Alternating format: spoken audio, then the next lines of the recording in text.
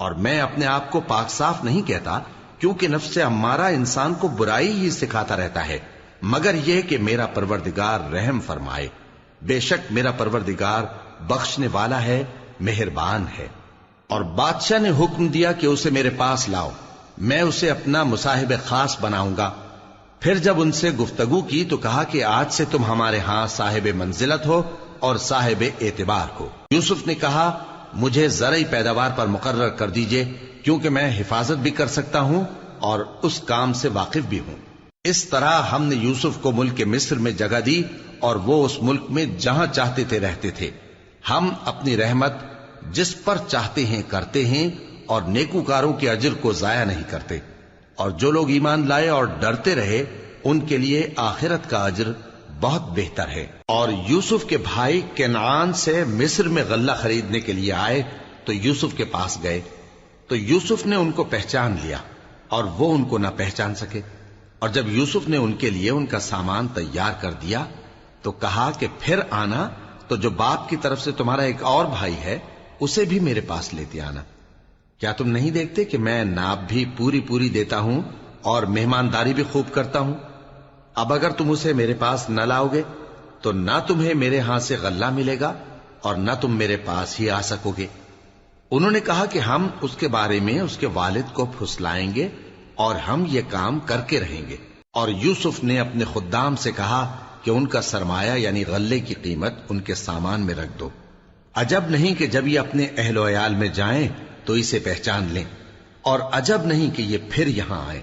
بس جب وہ اپنے والد کے پاس واپس گئے تو کہنے لگے کہ ابا ہمارے لیے غلے کی بندش کر دی گئی ہے، تو ہمارے ساتھ ہمارے بھائی کو بھیج دیجئے تاکہ ہم پھر غلہ لائیں اور ہم اس کے نگہبان ہیں۔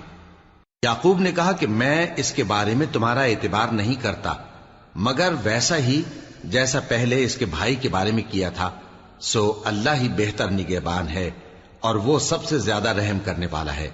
اور جب انہوں نے اپنا اسباب کھولا تو دیکھا کہ ان کا سرمایہ واپس کر دیا گیا ہے۔ کہنے لگے ابا ہمیں اور کیا چاہیے؟ دیکھیے یہ ہماری پونجی بھی ہمیں واپس کر دی گئی ہے، اور ہم اپنے اہل و عیال کے لیے پھر غلہ لائیں گے اور اپنے بھائی کی نگہبانی کریں گے، اور ایک بار شتر زیادہ لائیں گے کہ یہ غلہ جو ہم لائے ہیں تھوڑا ہے۔ یعقوب نے کہا کہ جب تک تم اللہ کا عہد نہ دو کہ اس کو میرے پاس صحیح و سالم لے آؤ گے، میں اسے ہرگز تمہارے ساتھ نہیں بھیجنے کا، مگر یہ کہ تم گھیر لیے جاؤ یعنی بے بس ہو جاؤ تو مجبوری ہے۔ پس جب انہوں نے والد کو اپنا قول دیا تو یعقوب نے کہا کہ جو قول و قرار ہم کر رہے ہیں اس کا اللہ ضامن ہے، اور فرمایا کہ اے میرے بیٹو ایک ہی دروازے سے داخل نہ ہونا بلکہ جدا جدا دروازوں سے داخل ہونا، اور میں اللہ کی تقدیر کو تو تم سے روک نہیں سکتا۔ بے شک حکم اللہ ہی کا ہے، میں اسی پر بھروسہ رکھتا ہوں، اور اہل توکل کو اسی پر بھروسہ رکھنا چاہیے۔ اور جب وہ ان مقامات سے داخل ہوئے جہاں جہاں سے داخل ہونے کے لیے ان کے والد نے ان سے کہا تھا، تو وہ تدبیر اللہ کے حکم کو ذرا بھی ٹال نہیں سکتی تھی۔ ہاں وہ یعقوب کے دل کی خواہش تھی جو انہوں نے پوری کی تھی، اور بے شک وہ صاحب علم تھے، کیونکہ ہم نے ان کو علم سکھایا تھا، لیکن اکثر لوگ نہیں جانتے۔ اور جب وہ لوگ یوسف کے پاس پہنچے تو یوسف نے اپنے حقیقی بھائی کو اپنے پاس جگہ دی اور کہا کہ میں تمہارا بھائی ہوں، تو جو سلوک یہ ہمارے ساتھ کرتے رہے ہیں اس پر افسوس نہ کرنا۔ پھر جب ان کا اسباب تیار کر دیا تو اپنے بھائی کے تھیلے میں آپ خورا رکھ دیا۔ پھر جب وہ آبادی سے باہر نکل گئے تو ایک پکارنے والے نے آواز دی کہ قافلے والو تم تو چور ہو۔ وہ ان کی طرف متوجہ ہو کر کہنے لگے کہ تمہاری کیا چیز کھوئی گئی ہے؟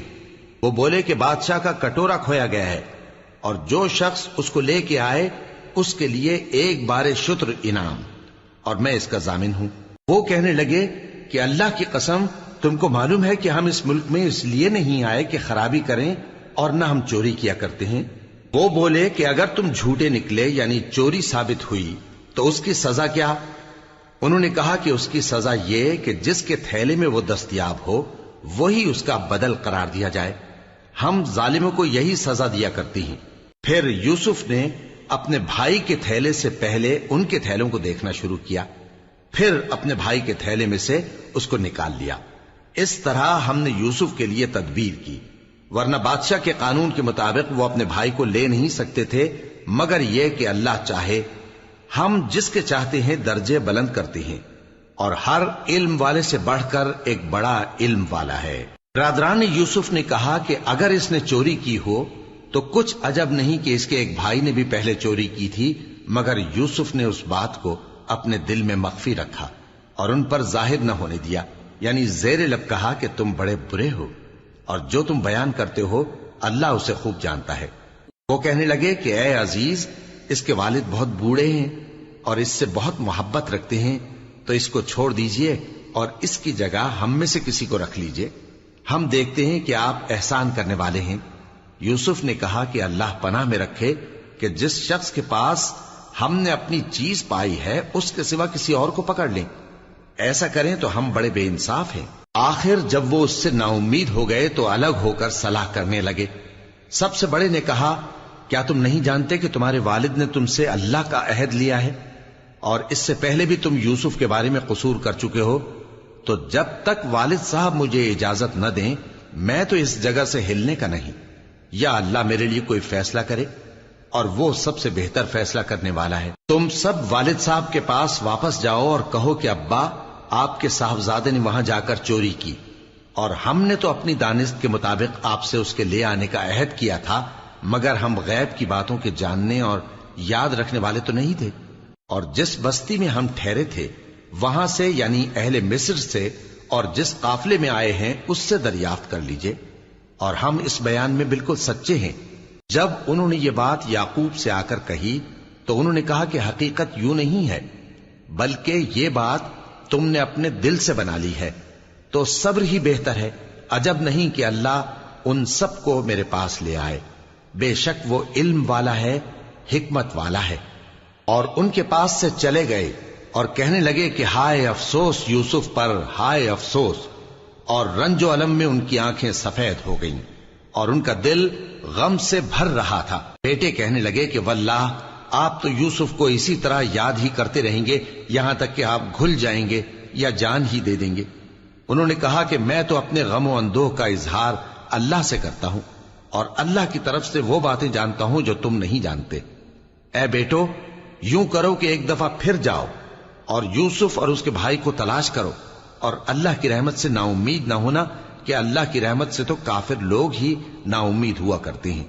پھر جب وہ یوسف کے پاس گئے تو کہنے لگے کہ اے عزیز، ہمیں اور ہمارے اہل و عیال کو بڑی تکلیف ہو رہی ہے، اور ہم یہ تھوڑا سا سرمایہ لائے ہیں، آپ ہمیں اس کے عوض پورا غلہ دے دیجئے اور ہم پر خیرات کیجئے کہ اللہ خیرات کرنے والوں کو ثواب دیتا ہے۔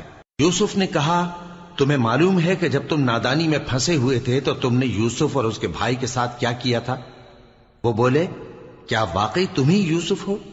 انہوں نے کہا، ہاں میں یوسف ہوں، اور بن یامین کی طرف اشارہ کر کے کہنے لگے، یہ میرا بھائی ہے، اللہ نے ہم پر بڑا احسان کیا ہے۔ جو شخص اللہ سے ڈرتا اور صبر کرتا ہے تو اللہ نیکوکاروں کا اجر ضائع نہیں کرتا۔ وہ بولے، اللہ کی قسم، اللہ نے تم کو ہم پر فضیلت بخشی ہے اور بے شک ہم خطاکار تھے۔ یوسف نے کہا کہ آج کے دن تم پر کوئی ملامت نہیں، اللہ تم کو معاف کرے، اور وہ سب سے بڑھ کر رحم کرنے والا ہے۔ یہ میرا کرتا لے جاؤ، پھر اسے والد صاحب کے منہ پر ڈال دینا تو وہ بینا ہو جائیں گے، اور اپنے تمام اہل و عیال کو میرے پاس لے آؤ۔ اور جب قافلہ مصر سے روانہ ہوا تو ان کے والد کہنے لگے کہ اگر مجھ کو یہ نہ کہو کہ بوڑھا بہک گیا ہے تو مجھے تو یوسف کی بو آ رہی ہے۔ وہ بولے کہ واللہ آپ اسی قدیم غلطی میں مبتلا ہیں۔ مگر جب خوشخبری دینے والا آپ پہنچا تو اس نے کرتا ان کے منہ پر ڈال دیا، سو وہ بینا ہو گئے، اور بیٹوں سے کہنے لگے، کیا میں نے تم سے نہیں کہا تھا کہ میں اللہ کی طرف سے وہ باتیں جانتا ہوں جو تم نہیں جانتے؟ بیٹوں نے کہا کہ ابا، ہمارے لیے ہمارے گناہ کی مغفرت مانگیے، بے شک ہم خطاکار تھے۔ فرمایا، میں اپنے پروردگار سے تمہارے لیے بخشش مانگوں گا، بے شک وہ بخشنے والا ہے، مہربان ہے۔ پھر جب یہ سب لوگ یوسف کے پاس پہنچے تو انہوں نے اپنے والدین کو اپنے پاس جگہ دی اور کہا، مصر میں داخل ہو جائیے، اللہ نے چاہا تو امن و امان سے رہیے گا۔ اور اپنے والدین کو تخت پر بٹھایا اور سب ان کے آگے سجدے میں گر پڑے۔ اور اس وقت یوسف نے کہا، ابا جان، یہ میرے اس خواب کی تعبیر ہے جو میں نے پہلے بچپن میں دیکھا تھا۔ میرے پروردگار نے اسے سچ کر دیا اور اس نے مجھ پر بہت سے احسان کیے ہیں کہ مجھ کو قید خانے سے نکالا، اور اس کے بعد کہ شیطان نے مجھ میں اور میرے بھائیوں میں فساد ڈال دیا تھا، آپ کو گاؤں سے یہاں لایا۔ بے شک میرا پروردگار جو چاہتا ہے تدبیر سے کرتا ہے، وہ علم والا ہے، حکمت والا ہے۔ جب یہ سب باتیں ہو لیں تو یوسف نے اللہ سے دعا کی کہ اے میرے پروردگار، تو نے مجھ کو حکومت سے نوازا اور خوابوں کی تعبیر کا علم بخشا۔ اے آسمانوں اور زمین کے پیدا کرنے والے، تو ہی دنیا اور آخرت میں میرا کارساز ہے۔ تو مجھے دنیا سے اپنی اطاعت کی حالت میں اٹھائیو اور آخرت میں اپنے نیک بندوں میں داخل کیجو۔ اے پیغمبر، یہ اخبار غیب میں سے ہیں جو ہم تمہاری طرف بھیجتے ہیں۔ اور جب برادران یوسف نے اپنی بات پر اتفاق کیا تھا اور وہ فریب کر رہے تھے تو تم ان کے پاس تو نہ تھے، اور بہت سے آدمی گو تم کتنی خواہش کرو ایمان لانے والے نہیں ہیں، اور تم ان سے اس خیر خواہی کا کچھ صلہ بھی تو نہیں مانگتے۔ یہ قرآن اور کچھ نہیں تمام جہانوں کے لیے نصیحت ہے، اور آسمان و زمین میں بہت سی نشانیاں ہیں جن پر سے یہ گزرتے ہیں اور ان کو نظر انداز کر دیتے ہیں، اور یہ اکثر اللہ پر ایمان نہیں رکھتے مگر اس کے ساتھ شرک بھی کرتے ہیں۔ تو کیا یہ اس بات سے بے خوف ہیں کہ ان پر اللہ کا عذاب نازل ہو کر ان کو ڈھانپ لے، یا ان پر ناگہاں قیامت آ جائے اور انہیں خبر بھی نہ ہو؟ کہہ دو میرا رستہ تو یہ ہے، میں اللہ کی طرف بلاتا ہوں سمجھ بوجھ کر، میں بھی لوگوں کو اللہ کی طرف بلاتا ہوں اور میرے پیراؤ بھی، اور اللہ پاک ہے اور میں شرک کرنے والوں میں سے نہیں ہوں۔ اور ہم نے تم سے پہلے بستیوں کے رہنے والوں میں سے مرد ہی بھیجے تھے جن کی طرف ہم وہی بھیجتے تھے۔ کیا ان لوگوں نے ملک میں سیر و سیاحت نہیں کی کہ دیکھ لیتے کہ جو لوگ ان سے پہلے تھے ان کا انجام کیا ہوا؟ اور متقیوں کے لیے آخرت کا گھر بہت اچھا ہے، کیا تم سمجھتے نہیں؟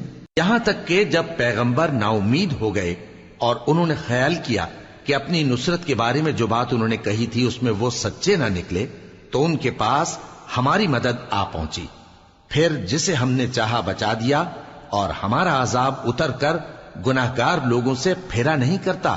ان کے قصے میں عقل مندوں کے لیے عبرت ہے۔ یہ قرآن ایسی بات نہیں ہے جو اپنے دل سے بنائی گئی ہو، بلکہ جو کتابیں اس سے پہلے نازل ہوئی ہیں ان کی تصدیق کرنے والا ہے اور ہر چیز کی تفصیل کرنے والا، اور مومنوں کے لیے ہدایت اور رحمت ہے۔ شروع اللہ کا نام لے کر جو بڑا مہربان نہایت رحم والا ہے۔ الف لام میم را۔ اے نبی، یہ کتاب الہی کی آیتیں ہیں، اور جو کچھ تمہارے پروردگار کی طرف سے تم پر نازل ہوا ہے حق ہے، لیکن اکثر لوگ ایمان نہیں لاتے۔ اللہ وہی تو ہے جس نے ستونوں کے بغیر آسمان جیسا کہ تم دیکھتے ہو اتنے اونچے بنائے، پھر عرش پر جلوہ افروز ہوا اور سورج اور چاند کو کام میں لگا دیا، ہر ایک میعاد معین تک گردش کر رہا ہے۔ وہی دنیا کے کاموں کا انتظام کرتا ہے، اس طرح وہ اپنی آیتیں کھول کھول کر بیان کرتا ہے کہ تم اپنے پروردگار کے روبرو جانے کا یقین کرو۔ اور وہی ہے جس نے زمین کو پھیلایا اور اس میں پہاڑ اور دریا پیدا کیے اور ہر طرح کے میووں کی دو دو قسمیں بنائیں۔ وہی رات کو دن کا لباس پہناتا ہے، غور کرنے والوں کے لیے اس میں بہت سی نشانیاں ہیں۔ اور زمین میں کئی طرح کے قطعات ہیں ایک دوسرے سے ملے ہوئے، اور انگور کے باغ اور کھیتی اور کھجور کے درخت، بعض کی بہت سی شاخیں ہیں اور بعض کی اتنی نہیں ہوتی، باوجود کہ پانی سب کو ایک ہی ملتا ہے۔ اور ہم بعض میووں کو بعض پر لذت میں فضیلت دیتی ہیں، اور اس میں سمجھنے والوں کے لیے بہت سی نشانیاں ہیں۔ اگر تم عجیب بات سننی چاہو تو کافروں کا یہ کہنا عجیب ہے کہ جب ہم مر کر مٹی ہو جائیں گے تو کیا از سر نو پیدا ہوں گے؟ یہی لوگ ہیں جو اپنے پروردگار سے منکر ہوئے ہیں، اور یہی ہیں جن کی گردنوں میں طوق ہوں گے، اور یہی اہل دوزخ ہیں کہ ہمیشہ اس میں جلتے رہیں گے۔ اور یہ لوگ بھلائی سے پہلے تم سے برائی جلدی سے مانگتے ہیں، یعنی طالب عذاب ہیں، حالانکہ ان سے پہلے عذاب واقع ہو چکے ہیں۔ اور تمہارا پروردگار لوگوں کو باوجود ان کی بے انصافیوں کے معاف کرنے والا ہے، اور بے شک تمہارا پروردگار سخت عذاب دینے والا ہے۔ اور کافر لوگ کہتے ہیں کہ اس پیغمبر پر اس کے پروردگار کی طرف سے کوئی نشانی کیوں نازل نہیں ہوئی؟ اے نبی تم تو صرف خبردار کرنے والے ہو اور ہر ایک قوم کے لیے رہنما ہوا کرتا ہے۔ اللہ ہی اس بچے سے واقف ہے جو عورت کے پیٹ میں ہوتا ہے، اور وہی پیٹ کے سکڑنے اور بڑھنے سے بھی واقف ہے، اور ہر چیز کا اس کے ہاں ایک اندازہ مقرر ہے۔ وہ چھپی اور ظاہر چیزوں کا جاننے والا ہے، سب سے بزرگ ہے، عالی رتبہ ہے۔ کوئی تم میں سے چپکے سے بات کہے یا پکار کر، یا رات کو کہیں چھپ جائے یا دن کی روشنی میں کھلم کھلا چلے پھرے، اللہ کے نزدیک برابر ہے۔ اس کے آگے اور پیچھے اللہ کے چوکیدار ہیں جو اللہ کے حکم سے اس کی نگرانی کرتے ہیں۔ اللہ اس نعمت کو جو کسی قوم کو حاصل ہے نہیں بدلتا جب تک کہ وہ اپنی حالت کو نہ بدلے، اور جب اللہ کسی قوم کے ساتھ برائی کا ارادہ کرتا ہے تو وہ پھر نہیں سکتی، اور اللہ کے سوا ان کا کوئی مددگار نہیں ہوتا۔ وہی تو ہے جو تم کو ڈرانے اور امید دلانے کے لیے بجلی دکھاتا اور بھاری بھاری بادل پیدا کرتا ہے، اور رعد اور فرشتے سب اس کے خوف سے اس کی تسبیح و تحمید کرتے رہتے ہیں۔ اور وہی بجلیاں بھیجتا ہے، پھر جس پر چاہتا ہے گرا بھی دیتا ہے، جبکہ وہ اللہ کے بارے میں جھگڑتے ہیں، اور وہ بڑی قوت والا ہے۔ کام کا پکارنا تو اسی کا ہے، اور جن کو یہ لوگ اس کے سوا پکارتے ہیں وہ ان کی پکار کو کسی طرح قبول نہیں کرتے، مگر اس شخص کی طرح جو اپنے دونوں ہاتھ پانی کی طرف پھیلا دے تاکہ دور ہی سے اس کے منہ تک آ پہنچے، حالانکہ وہ اس تک کبھی بھی نہیں آ سکتا۔ اور اسی طرح کافروں کی پکار بیکار ہے۔ اور جتنی مخلوقات آسمانوں اور زمین میں ہے، خوشی سے یا ناخوشی سے اللہ کے آگے سجدہ کرتی ہے، اور ان کے سائے بھی صبح و شام سجدے کرتے ہیں۔ ان سے پوچھو کہ آسمانوں اور زمین کا پروردگار کون ہے؟ تم ہی کہہ دو کہ اللہ۔ ان سے کہو کہ کیا تم نے اللہ کو چھوڑ کر ایسے لوگوں کو کارساز بنایا ہے جو خود اپنے نفع و نقصان کا بھی اختیار نہیں رکھتے؟ کہو کیا اندھا اور آنکھوں والا برابر ہیں، یا اندھیرا اور اجالا برابر ہو سکتا ہے؟ بھلا ان لوگوں نے جن کو اللہ کا شریک مقرر کیا ہے، کیا انہوں نے اللہ کسی مخلوقات پیدا کی ہے جس کے سبب ان کے لیے مخلوقات مشتبہ ہو گئی ہے؟ کہہ دو کہ اللہ ہی ہر چیز کا پیدا کرنے والا ہے، اور وہ یکتا ہے، بڑا زبردست ہے۔ اسی نے آسمان سے مے برسایا، پھر اس سے اپنے اپنے اندازے کے مطابق نالے بہ نکلے، پھر پانی پر پھولا ہوا جھاگ آ گیا۔ اور جس چیز کو زیور یا کوئی اور سامان بنانے کے لیے آگ میں تپاتے ہیں اس میں بھی ایسا ہی جھاگ ہوتا ہے۔ اس طرح اللہ حق و باطل کی مثال بیان فرماتا ہے۔ سو جھاگ تو سوکھ کر زائل ہو جاتا ہے، اور پانی جو لوگوں کو فائدہ پہنچاتا ہے وہ زمین میں ٹھہرا رہتا ہے۔ اس طرح اللہ صحیح اور غلط کی مثالیں بیان فرماتا ہے تاکہ تم سمجھو۔ جن لوگوں نے اللہ کے حکم کو قبول کیا ان کی حالت بہت بہتر ہوگی، اور جنہوں نے اس کو قبول نہ کیا، اگر روئے زمین کے سب خزانے ان کے اختیار میں ہوں تو وہ سب کے سب اور ان کے ساتھ اتنے ہی اور نجات کے بدلے میں صرف کر ڈالیں، مگر نجات کہاں؟ ایسے لوگوں کا حساب بھی برا ہوگا، اور ان کا ٹھکانہ بھی دوزخ ہے، اور وہ بری جگہ ہے۔ بھلا جو شخص یہ جانتا ہے کہ جو کچھ تمہارے پروردگار کی طرف سے تم پر نازل ہوا ہے حق ہے، وہ اس شخص کی طرح ہے جو اندھا ہے؟ اور سمجھتے تو وہی ہیں جو عقل مند ہیں، جو اللہ کے عہد کو پورا کرتے ہیں اور قول و قرار کو نہیں توڑتے، اور جن رشتوں کے جوڑے رکھنے کا اللہ نے حکم دیا ان کو جوڑے رکھتے، اور اپنے پروردگار سے ڈرتے رہتے اور برے حساب سے خوف رکھتے ہیں۔ اور جو اپنے پروردگار کی خوشنودی حاصل کرنے کے لیے مصائب پر صبر کرتے ہیں اور نماز پڑھتے ہیں، اور جو مال ہم نے ان کو دیا ہے اس میں سے پوشیدہ اور ظاہر خرچ کرتے ہیں، اور نیکی سے برائی کو دور کرتے ہیں، یہی لوگ ہیں جن کے لیے عاقبت کا گھر ہے، یعنی ہمیشہ رہنے کے باغات جن میں وہ داخل ہوں گے، اور ان کے باپ دادوں اور بیویوں اور اولاد میں سے جو نیکوکار ہوں گے وہ بھی بہشت میں جائیں گے، اور فرشتے بہشت کے ہر ایک دروازے سے ان کے پاس آئیں گے اور کہیں گے تم پر سلام ہو، یہ تمہاری ثابت قدمی کا بدلہ ہے، اور عاقبت کا گھر خوب گھر ہے۔ اور جو لوگ اللہ سے پختہ عہد کر کے اس کو توڑ ڈالتے اور جن رشتوں کے جوڑے رکھنے کا اللہ نے حکم دیا ہے ان کو قطع کر دیتے اور ملک میں فساد کرتے ہیں، ایسوں پر لعنت ہے۔ اور ان کے لیے برا انجام ہے۔ اللہ جس کا چاہتا ہے رزق فراخ کر دیتا ہے اور جس کا چاہتا ہے تنگ کر دیتا ہے، اور کافر لوگ دنیا کی زندگی پر خوش ہو رہے ہیں، اور دنیا کی زندگی آخرت کے مقابلے میں بہت تھوڑا سامان ہے۔ اور کافر کہتے ہیں کہ اس پیغمبر پر اس کے پروردگار کی طرف سے کوئی نشانی کیوں نازل نہیں ہوئی؟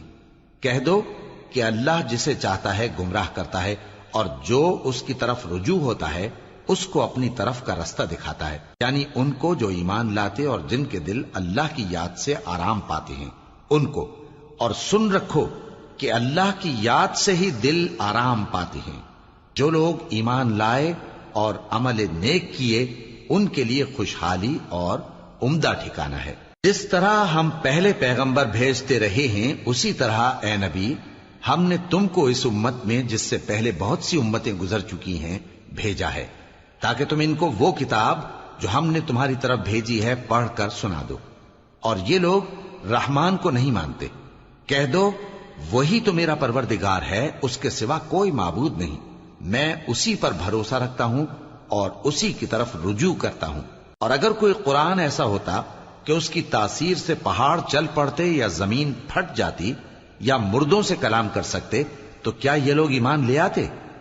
بات یہ ہے کہ سب باتیں اللہ کے اختیار میں ہیں، تو کیا مومنوں کو اس سے اطمینان نہیں ہوا کہ اگر اللہ چاہتا تو سب لوگوں کو ہدایت کے رستے پر چلا دیتا؟ اور کافروں پر ہمیشہ ان کے اعمال کے بدلے آفت آتی رہے گی یا ان کے مکانات کے قریب نازل ہوتی رہے گی یہاں تک کہ اللہ کا وعدہ آ پہنچے۔ بے شک اللہ وعدہ خلاف نہیں کرتا۔ اور تم سے پہلے بھی رسولوں کے ساتھ تمسخر ہوتے رہے ہیں، تو میں نے کافروں کو مہلت دی، پھر میں نے ان کو پکڑ لیا، سو دیکھ لو کہ میرا عذاب کیسا رہا۔ تو کیا وہ جو ہر شخص کے اعمال کا نگراں و نگہبان ہے وہ بتوں کی طرح بے علم و بے خبر ہو سکتا ہے؟ اور ان لوگوں نے اللہ کے شریک مقرر کر رکھے ہیں۔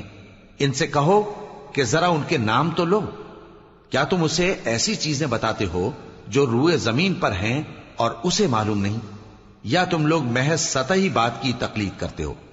اصل یہ ہے کہ کافروں کو ان کے فریب خوبصورت معلوم ہوتے ہیں اور وہ ہدایت کے رستے سے روک لیے گئے ہیں، اور جسے اللہ گمراہ رہنے دے اسے کوئی ہدایت کرنے والا نہیں۔ ان کو دنیا کی زندگی میں بھی عذاب ہے اور آخرت کا عذاب تو بہت ہی سخت ہے، اور ان کو اللہ کے عذاب سے کوئی بھی بچانے والا نہیں۔ جس جنت کا پرہیزگاروں سے وعدہ کیا گیا ہے اس کی شان یہ ہے کہ اس کے نیچے نہریں بہ رہی ہیں، اس کے پھل ہمیشہ باقی رہنے والے ہیں اور اس کے سائے بھی۔ یہ ان لوگوں کا انجام ہے جو متقی ہیں، اور کافروں کا انجام دوزخ ہے۔ اور جن لوگوں کو ہم نے کتاب دی ہے وہ اس کتاب سے جو تم پر نازل ہوئی ہے خوش ہوتی ہیں، اور بعض فرقے اس کی بعض باتیں نہیں بھی مانتے۔ کہہ دو کہ مجھ کو یہی حکم ہوا ہے کہ اللہ ہی کی عبادت کروں اور اس کے ساتھ کسی کو شریک نہ بناؤں، میں اسی کی طرف بلاتا ہوں اور اسی کی طرف مجھے لوٹنا ہے۔ اور اسی طرح ہم نے اس قرآن کو عربی زبان کا فرمان بنا کر نازل کیا ہے، اور اگر تم علم آ جانے کے بعد ان لوگوں کی خواہشوں کے پیچھے چلو گے تو اللہ کے سامنے کوئی نہ تمہارا مددگار ہوگا اور نہ کوئی بچانے والا۔ اور اے نبی ہم نے تم سے پہلے بھی پیغمبر بھیجے تھے اور ان کو بیویاں اور اولاد بھی دی تھیں، اور کسی پیغمبر کے اختیار کی بات نہ تھی کہ اللہ کے حکم کے بغیر کوئی نشانی لے آتا۔ ہر حکم قضا کتاب میں لکھا ہوا ہے۔ اللہ جس چیز کو چاہتا ہے مٹا دیتا ہے اور جس کو چاہتا ہے باقی رکھتا ہے، اور اسی کے پاس اصل کتاب ہے۔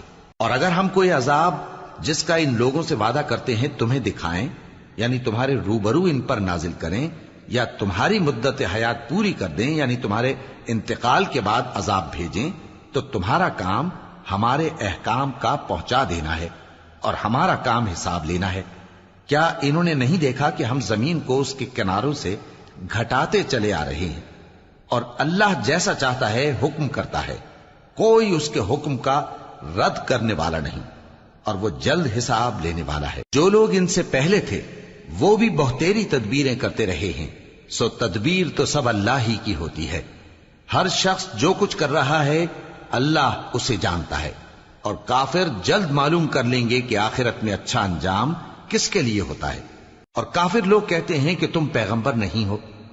کہہ دو کہ میرے اور تمہارے درمیان اللہ اور وہ شخص جس کے پاس کتاب آسمانی کا علم ہے بطور گواہ کافی ہے. شروع اللہ کا نام لے کر جو بڑا مہربان نہایت رحم والا ہے. الف لام را، یہ ایک پر نور کتاب ہے.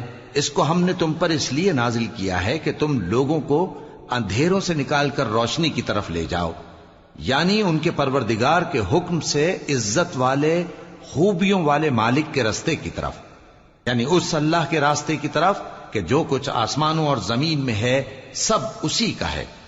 اور ان کافروں کے لیے عذاب شدید کی وجہ سے تباہی اور بربادی مقدر ہے جو آخرت کے مقابلے میں دنیاوی زندگی کو پسند کرتے اور لوگوں کو اللہ کے راستے سے روکتے اور اس میں کجی چاہتے ہیں. یہ لوگ بڑے دور کی گمراہی میں ہیں، اور ہم نے کوئی پیغمبر نہیں بھیجا مگر وہ اپنی قوم کی زبان بولتا تھا تاکہ انہیں احکام الہی کھول کھول کر بتا دے. پھر اللہ جسے چاہتا ہے گمراہ رہنے دیتا ہے اور جسے چاہتا ہے ہدایت دیتا ہے، اور وہ غالب ہے، حکمت والا ہے. اور ہم نے موسیٰ کو اپنی نشانیاں دے کر بھیجا کہ اپنی قوم کو تاریکیوں سے نکال کر روشنی میں لے جاؤ اور ان کو اللہ کے دن یاد دلاؤ، اور اس میں ان لوگوں کے لیے جو صابر و شاکر ہیں نشانیاں ہیں. اور جب موسیٰ نے اپنی قوم سے کہا کہ اللہ نے جو تم پر مہربانیاں کی ہیں ان کو یاد کرو، جبکہ اس نے تم کو فرعون کی قوم سے رہائی بخشی. وہ لوگ تمہیں برے برے عذاب دیتے تھے اور تمہارے بیٹوں کو مار ڈالتے تھے اور تمہاری لڑکیوں کو زندہ رہنے دیتے تھے، اور اس میں تمہارے پروردگار کی طرف سے بڑی آزمائش تھی. اور جب تمہارے پروردگار نے تم کو آگاہ کیا کہ اگر شکر کرو گے تو میں تمہیں زیادہ دوں گا، اور اگر ناشکری کرو گے تو یاد رکھو کہ میرا عذاب بھی سخت ہے. اور موسیٰ نے صاف صاف کہہ دیا کہ اگر تم اور جتنے اور لوگ زمین میں ہیں سب کے سب ناشکری کرو تو بھی اللہ بے نیاز ہے، قابل تعریف ہے. بھلا تم کو ان لوگوں کے حالات کی خبر نہیں پہنچی جو تم سے پہلے تھے، یعنی نوح اور عاد اور سمود کی قوم اور جو ان کے بعد تھے، جن کا علم اللہ کے سوا کسی کو نہیں. جب ان کے پاس ان کے پیغمبر نشانیاں لے کر آئے تو انہوں نے اپنے ہاتھ ان کے منہوں پر رکھ دیے کہ خاموش رہو، اور کہنے لگے کہ ہم تو تمہاری رسالت کو تسلیم نہیں کرتے، اور جس چیز کی طرف تم ہمیں بلاتے ہو ہم کو اس میں بھاری شک ہے. ان کے پیغمبروں نے کہا کیا تم کو اللہ کے بارے میں شک ہے جو آسمانوں اور زمین کا پیدا کرنے والا ہے؟ وہ تمہیں اس لیے بلاتا ہے کہ تمہارے گناہ بخشے اور ایک مدت مقرر تک تم کو مہلت دے. وہ بولے کہ تم تو ہمارے ہی جیسے آدمی ہو، تمہارا یہ منشا ہے کہ جن چیزوں کو ہمارے بڑے پوجتے رہے ہیں ان کے پوجنے سے تم ہمیں روک دو. تو اچھا کوئی کھلی دلیل لاؤ، یعنی معجزہ دکھاؤ. پیغمبروں نے ان سے کہا کہ ہاں ہم تمہارے ہی جیسے آدمی ہیں، لیکن اللہ اپنے بندوں میں سے جس پر چاہتا ہے نبوت کا احسان کرتا ہے، اور ہمارے اختیار کی بات نہیں کہ ہم اللہ کے حکم کے بغیر تم کو تمہاری فرمائش کے مطابق معجزہ دکھائیں. اور اللہ ہی پر مومنوں کو تو بھروسہ رکھنا چاہیے. اور ہم کیوں اللہ پر بھروسہ نہ رکھیں حالانکہ اس نے ہم کو ہمارے دین کے سیدھے رستے بتائے ہیں، اور جو تکلیفیں تم ہم کو دیتے ہو اس پر ہم صبر کریں گے. اور اہل توکل کو تو اللہ ہی پر بھروسہ رکھنا چاہیے. اور جو کافر تھے انہوں نے اپنے پیغمبروں سے کہا کہ یا تو ہم تم کو اپنے ملک سے باہر نکال دیں گے یا تم ہمارے مذہب میں واپس آ جاؤ.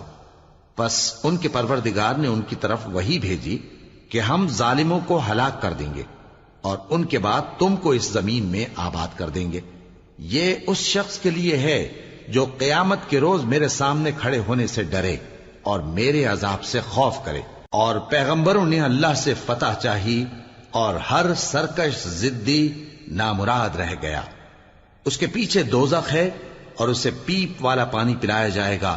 وہ اس کو گھونٹ گھونٹ کر کے پیے گا اور گلے سے نہیں اتار سکے گا، اور ہر طرف سے اسے موت آ رہی ہوگی مگر وہ مرنے میں نہیں آئے گا، اور اس کے بعد سخت عذاب ہوگا. جن لوگوں نے اپنے پروردگار سے کفر کیا ان کے اعمال کی مثال راکھ کی سی ہے کہ آندھی کے دن اس پر زور کی ہوا چلے جو اسے اڑا لے جائے. اسی طرح جو کام وہ کرتے رہے ان پر ان کو کچھ قابو نہ ہوگا. یہی تو پرلے سرے کی گمراہی ہے. کیا تم نے نہیں دیکھا کہ اللہ نے آسمانوں اور زمین کو تدبیر سے پیدا کیا ہے؟ اگر وہ چاہے تو تم کو نابود کر دے اور تمہاری جگہ نئی مخلوق پیدا کر دے، اور یہ اللہ کو کچھ بھی مشکل نہیں۔ اور قیامت کے دن سب لوگ اللہ کے سامنے کھڑے ہوں گے تو غریب پیروکار بڑے بن بیٹھنے والوں سے کہیں گے کہ ہم تو تمہارے پیرو تھے، کیا تم اللہ کا کچھ عذاب ہم پر سے دفع کر سکتے ہو؟ وہ کہیں گے کہ اگر اللہ ہم کو ہدایت کرتا تو ہم تم کو ہدایت کرتے۔ اب ہم گھبراہٹ ظاہر کریں یا صبر کریں، ہمارے حق میں برابر ہے، کوئی جگہ رہائی کی ہمارے لیے نہیں ہے۔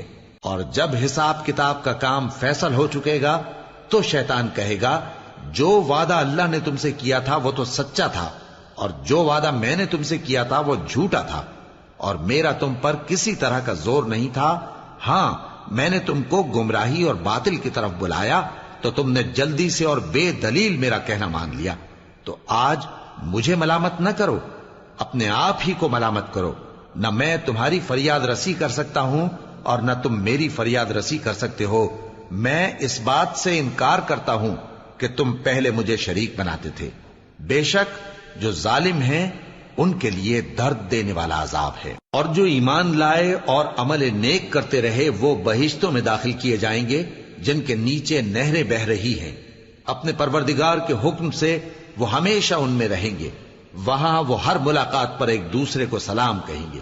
کیا تم نے نہیں دیکھا کہ اللہ نے کلمہ طیبہ کی کیسی مثال بیان فرمائی ہے؟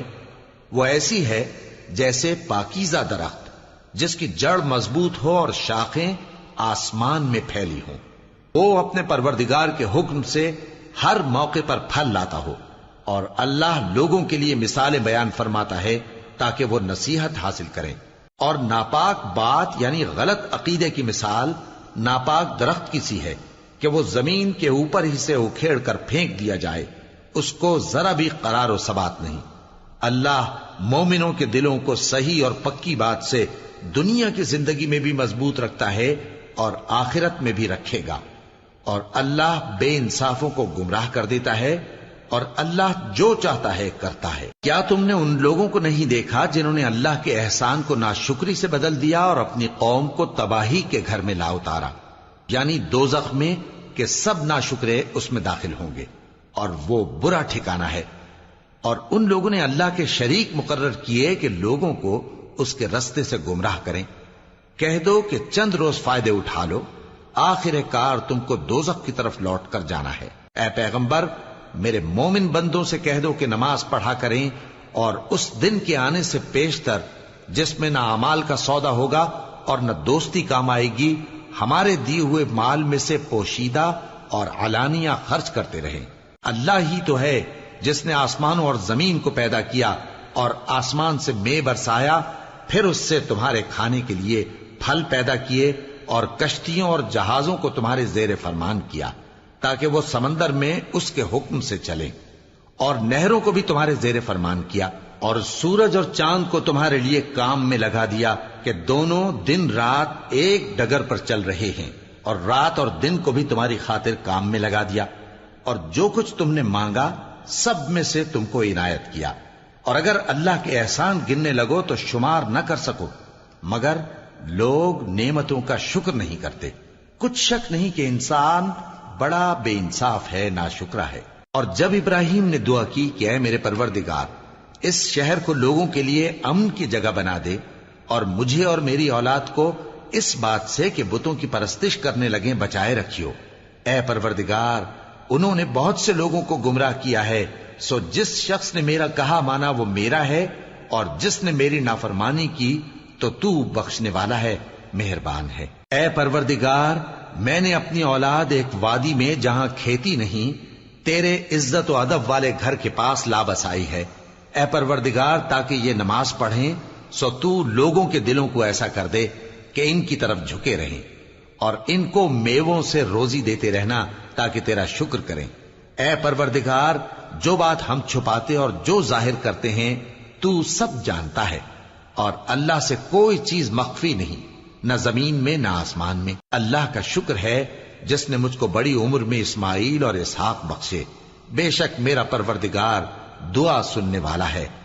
اے پروردگار، مجھ کو ایسی توفیق عنایت کر کہ نماز پڑھتا رہوں اور میری اولاد کو بھی یہ توفیق بخش۔ اے پروردگار میری دعا قبول فرما۔ اے پروردگار حساب کتاب کے دن میری اور میرے ماں باپ کی اور مومنوں کی مغفرت کیجو۔ اور مومنوں یہ نہ سمجھنا کہ یہ ظالم جو کام کر رہے ہیں اللہ ان سے بے خبر ہے، وہ ان کو اس دن تک مہلت دے رہا ہے جبکہ دہشت کے سبب آنکھیں پھٹی کی پھٹی رہ جائیں گی اور لوگ سر اٹھائے ہوئے میدان قیامت کی طرف دوڑ رہے ہوں گے، ان کی نگاہیں خود اپنی طرف لوٹ نہ سکیں گی اور ان کے دل مارے خوف کے ہوا ہو رہے ہوں گے۔ اور لوگوں کو اس دن سے آگاہ کر دو جب ان پر عذاب آ جائے گا، تب ظالم لوگ کہیں گے کہ اے ہمارے پروردگار ہمیں تھوڑی سی مہلت عطا کر تاکہ ہم تیری دعوت توحید قبول کریں اور تیرے پیغمبروں کے پیچھے چلیں۔ تو جواب ملے گا کیا تم پہلے قسمیں نہیں کھایا کرتے تھے کہ تم کو اس حال سے جس میں تم ہو زوال نہیں ہوگا؟ اور جو لوگ اپنے آپ پر ظلم کرتے تھے تم ان کے مکانوں میں رہتے تھے اور تم پر ظاہر ہو چکا تھا کہ ہم نے ان لوگوں کے ساتھ کس طرح کا معاملہ کیا تھا، اور تمہارے سمجھانے کے لیے مثالیں بیان کر دی تھیں۔ اور انہوں نے بڑی بڑی تدبیریں کی اور ان کی سب تدبیریں اللہ کے ہاں لکھی ہوئی ہیں۔ گو وہ تدبیریں ایسی غضب کی تھیں کہ ان سے پہاڑ بھی ٹل جائیں۔ تو ایسا خیال نہ کرنا کہ اللہ نے جو اپنے پیغمبروں سے وعدہ کیا ہے وہ اس کے خلاف کرے گا۔ بے شک اللہ زبردست ہے، بدلہ لینے والا ہے۔ جس دن یہ زمین دوسری ہی زمین بنا دی جائے گی اور آسمان بھی بدل دیے جائیں گے اور سب لوگ اللہ کے سامنے نکل کھڑے ہوں گے جو یکتا ہے بڑا زبردست ہے۔ اور اس دن تم گناہگاروں کو دیکھو گے کہ زنجیروں میں جکڑے ہوئے ہیں، ان کے کرتے تارکول کے ہوں گے اور ان کے چہروں کو آگ لپٹ رہی ہوگی، یہ اس لیے کہ اللہ ہر شخص کو اس کے اعمال کا بدلہ دے۔ بے شک اللہ جلد حساب لینے والا ہے۔